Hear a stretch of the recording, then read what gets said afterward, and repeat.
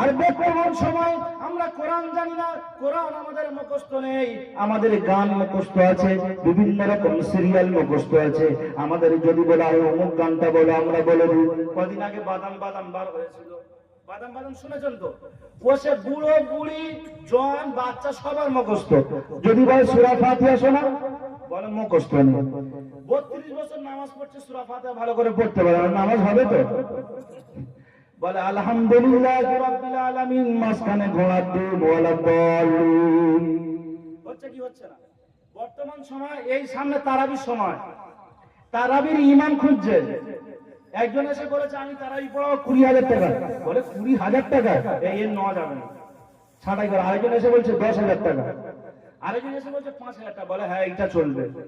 হয় কি হয় না? 5,000 টাকা ইমাম নেয় কি নেয় না? যেরকম ইমাম দেবে সেই রকম নামাজ পড়াবে। আলহামদুলিল্লাহি রাব্বিল আলামিন ওয়ালা দাল্লিন।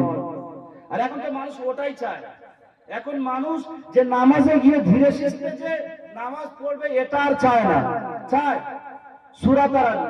যে যত কম্পিটিশন হচ্ছে, যে যত তাড়াতাড়ি তারাবি শেষ করাতে পারবে সেই ইমাম সব থেকে ভালো। ভালো কি ভালো না? আবার একটু দেরি হলে আবার পিছন থেকে আর কেউ যেন ওর গোলায় বাজ পড়ে, মানে কি তাড়াতাড়ি শেষ করে দাও।